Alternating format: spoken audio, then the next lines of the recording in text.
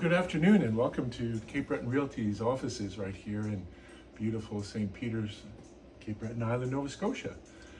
My name is Everett Vass and I'm here with Sherry McLeod, who's our managing broker here at Cape Breton Realty. And our objective this afternoon is to give you a brief overview of recent developments affecting the real estate market here in Cape Breton. And so Sherry, I'm going to ask you some questions and just see if we can get a conversation going. Sure. Yeah, I've got some notes here that I've written. So the Bank of Canada rate reduction was in the news this week. So for those of you who are not following it, the key interest rate was lowered to 7.75%. It was a 50 basis point reduction, which was significant. It's actually the most important reduction since the pandemic. I think we had lowered to 3.75. 3.75, yeah. And there's been a couple of, actually three, I think, but they were only 25 basis points over the last little while. This was significant because it really indicated that the Bank of Canada believes that the economy is strengthening, that they've got a handle on inflation, and the forecasted GDP for the expected near term is ranging from 1.2 in 2024, 2.1 in 2025, heck kipper, and 2.3 in 2026. So it's modest, but positive. So my question to you, Sherry, I guess, is what impact do you think that this change will have on the real estate market in Cape Breton? Well, honestly, I think a lot of people that are sitting on the sidelines or had been sitting on the sidelines are going to step into the market again because, the interest rates were quite high and we were kind of getting used to before COVID and around COVID, 1.9, 2.4, those kind of rates. And now the rates at the bank are like 5. The rates at the bank are not 3.75. No, but, that's, yeah. It's True. plus 3.75 plus whatever on variables usually. And Right. But the rates are dropping, and if you get into a variable knowing that, the rates are still coming down, this is enough to make people get back in the market and not sit and wait for things to come down. And the smart people do that, get back in now. They don't wait till it goes to the bottom because that's not the time when you get in. Right. Then So that was sorry, go ahead. The prices will go up based on the number of buyers that are around, right? Sure. So the time to get in is now and get a variable rate. Yeah. So that, I think, is one important recommendation. And what are the market trends in terms of the housing data that you suggest that we monitor, ensure that people are getting the best deal? Well, you watch your inventory, of course, right? During COVID, our inventory went way down. Before COVID, we had lots of inventory, right? And we sold out our inventory basically during COVID, right? Yeah. So things have changed a lot over the last number of years, and right now our inventory is higher than it's been for quite some time. It's starting to come up because so many people were waiting on the interest rates. So you're going to see our inventory start to go down again. And through this time of year, a lot of people think, oh, well, it's not going to sell in the winter, and they take their properties off. So you're going to see a lot more of a climb in the spring again, right? And it'll go down again. And, every year it kind of does the same thing, right? But with more buyers coming on, and inventory will start to shrink now because of the winter, right? Then, that's going to be good for the sellers. So really, it's not a time to take your property off the market. It's a time to sell, and you have less competition this time of year. Yeah. No, you definitely want to be in the game and be ready, for the spring, and because that's when things are really going to pick up. So, yeah. So people have a tendency to say, oh, the spring is the time to go on the market. But really, the fall is the best time to go on the market. And people don't realize that. And buyers are anxious to buy something before winter and get settled and organized. And sellers are usually more anxious in the in the fall to sell before winter and not have to worry about heating costs and all those things and carrying costs over the winter. So, you know, the fall is historically, Cape Breton Realty, anyway, has always sold more properties in the last quarter than any other quarter in the year. Interesting. So not Okay. spring like everyone thinks, or not summer when everyone thinks, but the fall quarter is the busiest quarter.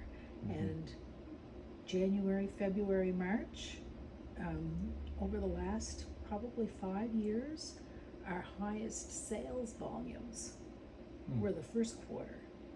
And the reason for that is quite often people want to wait until the first of the year. Sellers want to wait until the first of the year so that, you know, because of tax For tax implications. reasons, yeah, right, yeah. Right?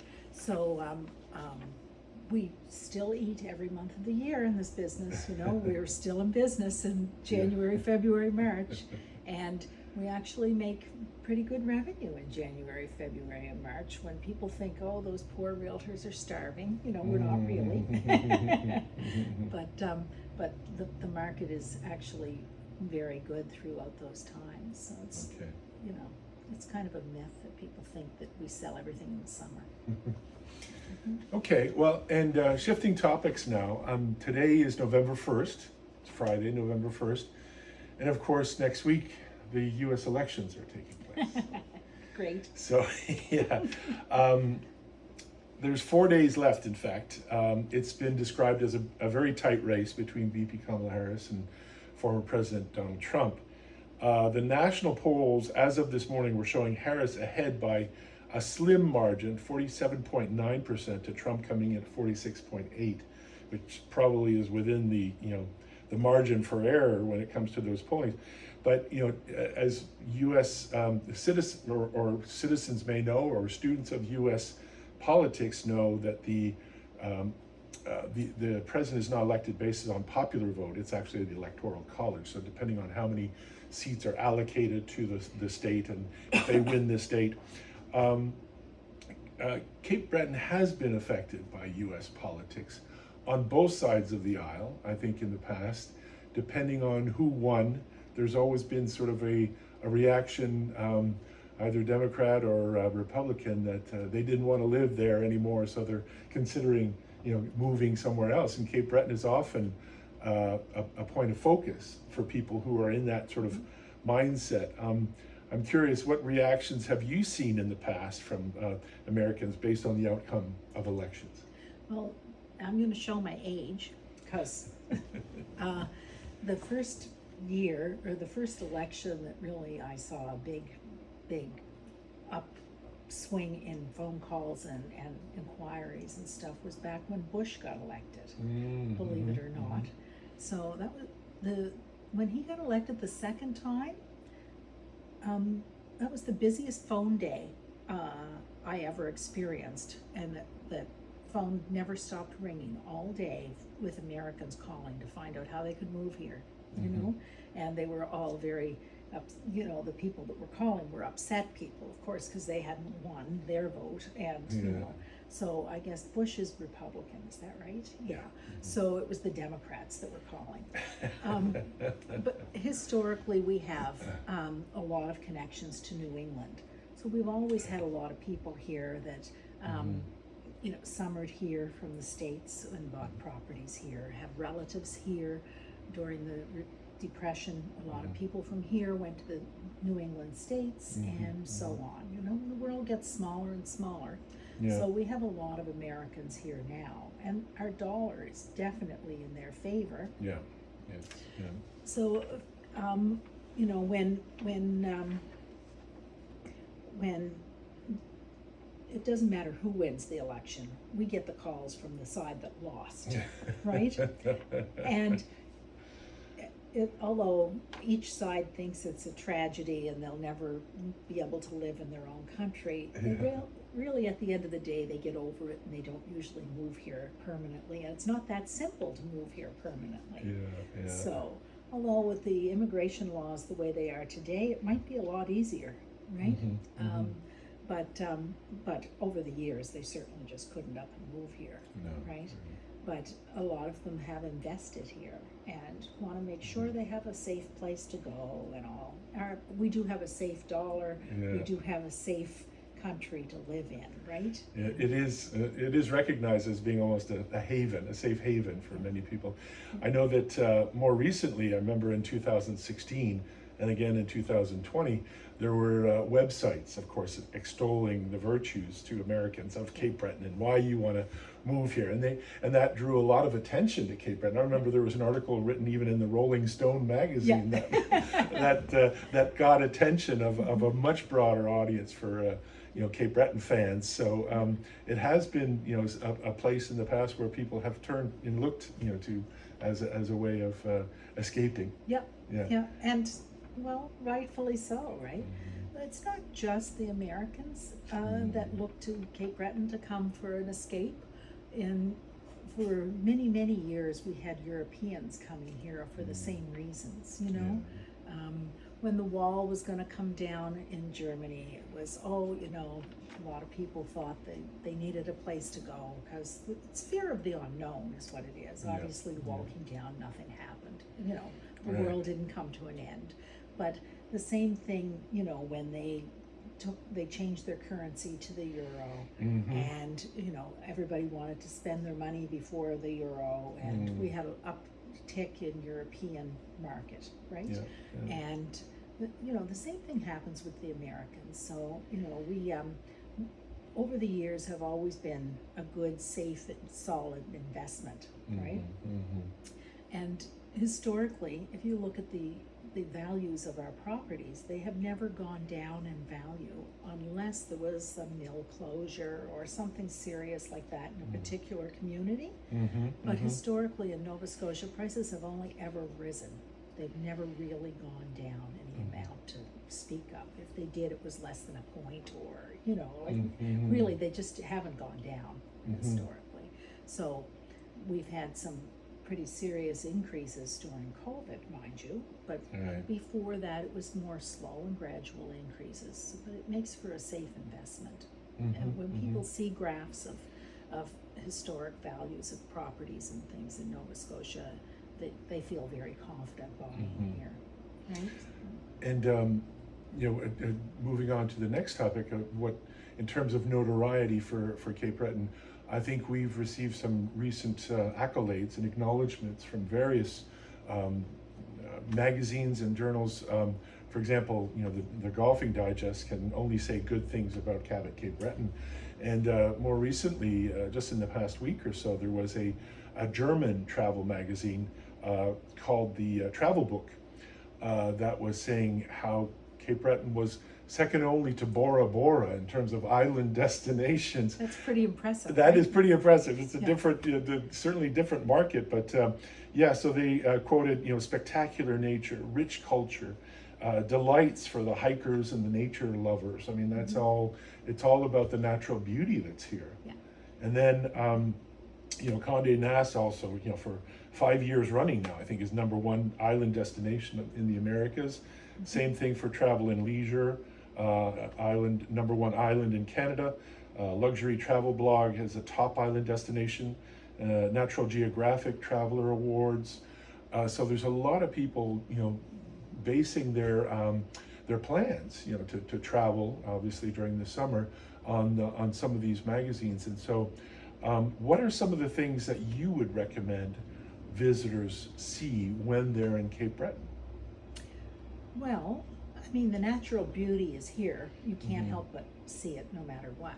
But I do believe that the golf courses, particularly the Inverness golf courses, are one of the main things that everyone should see. Cabot Links and Cabot Cliffs. Those are the two. Cabot Links, Cabot Cliffs. Yeah. And, they're not the only golf courses in Cape Breton, of course. We have many golf courses, but those two are pretty darn nice. They stand out for sure. And they've been rated, very highly, in the world. That's right. That's right. And we do have a distillery in that neighborhood. When I do believe that that's one of the main things that you should see when you are here. And if you haven't tried Fiddlers, you're crazy. You have to try it, right? It is the best whiskey, local whiskey that you can, you can Yeah, for find, those of you for who sure. don't know, Fiddler's Choice is actually a whiskey, a single malt whiskey produced by Glenora, which is the only single malt distillery in North America. So we have that distinction. And Fiddler's Choice is one of the products that they produce, and it's very good. It's very smooth. It's my drink of full-bodied. choice. If Yeah. anybody wants to bring me a bottle, feel free, right? But no, but seriously, And it is. captures the spirit of Cape Breton, definitely. It does. It does. I think Celtic Colors too is a great big deal here, right? It is, yeah. And it brings a lot of travelers to Cape Breton. A lot of the people that come here come from other provinces, but New England states as well, right? Yep. But I guess I can't just say New England states, because I've met people from Washington, I've met people from North California, Carolina, yeah. California, you name it. I've had some Yeah. friends from the Midwest actually come, for Celtic Colors, yeah. And a lot of Europeans come for it too, There are, right?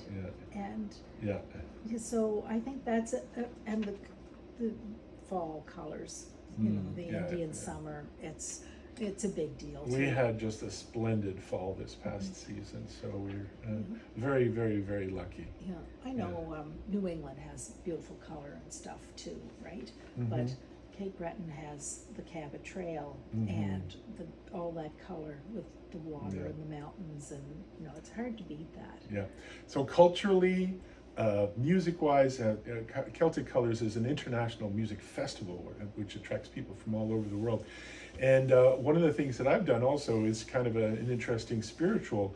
The Gampo Abbey is a Buddhist monastery on Cape Breton, and it is just something to see. So it's a bit of a hike to get up there, because it's in the far northern reaches of Cape Breton, which is, you're going to put in a 3-4 hour drive, from Port Hawkesbury. But it is absolutely gorgeous, and it's along the most beautiful coastline that you can see up there in Cheticamp and Inverness. It's just gorgeous. So there's a lot. Yeah, when you go up there, it's like California, eat your heart out, because this is, certainly, to me, it's better than the California it is, trails. but it is reminiscent sort of that kind of style. Yeah, it's so nice. And I have to say, they do find the Buddhist monks that found those properties, they really did find the most beautiful properties in Cape Breton. I mean, wow, they are pretty fabulous. Right? Yeah. All credit to Pema Chodron and her team. Yeah, exactly. What they say, the world is round, it's really not. You go up there and sit on the end of that cliff and look out, and you'll say, it's not round, it's square. You're going to drop off here. This is where it happens. Columbus was, maybe, let's, okay, so the world is round, but it sure doesn't look like it there, right? And of course, here in St. Peter's, we're between the Bras-d'Or Lakes and the Atlantic Ocean. And so Bras-d'Or is the UNESCO reserve. It's a beautiful nature reserve, and it's great for sailing. Badek is recognized as kind of the mecca for sailing on Bras-d'Or Lakes, and so it attracts sailors from all over the eastern seaboard. And of course, they can get into Bras-d'Or Lake through the locks that are in here in St. Peter's. So, Yeah, we're very fortunate here because there's a channel that comes into the canal from the big lake, and it's all kinds of coves, or peninsulas, I guess it is, which also have coves. So there's lots of nice protected, sheltered areas to park your sailboat in between, and some of them haven't got a house on them. They're so private, yet you're just a couple of minutes from town, right? The village of St. Peter's. And we have a beautiful marina. Yeah, over we there, do. Yeah, right? it's very friendly. That's where I keep my boat. Yeah, and you really can't beat it for sailing. And the beauty is one thing, but the friendly people is another, right? And you go out on the lake and you've got the whole lake to yourself lots of days. There's no traffic, which is not the way it is in other areas that are popular for sailing. There's it's really pretty spectacular. Until you've done it, you'll never understand what I'm talking about. Yeah, right? yeah. So, So if you'd like more information or have any questions, please contact us. My email is everett@capebretonrealty.com, and Sherry's is sherry@capebretonrealty.com. You can reach us there. And as is our tradition on Friday afternoons, we'd like to toast the weekend with a dram of the Fiddler's Choice. So we're going to do that. Sláinte. Cheers. cheers. Have a great weekend, everyone. One thing before we sign off, I just want to congratulate you, Everett, on your closing this week. Oh, thank Because you. Yeah. because you know, Everett's only been with us for a short time, and Couple months, his first closing happened this week, and I hope there's all kinds more. I think there will Yes. be, of course. Thank you. No, So, it's been great. I've really enjoyed it so far. So I'm looking forward to well, good. further success. Good. Yeah. It's great to have you on our team. Thank you. Okay. All right.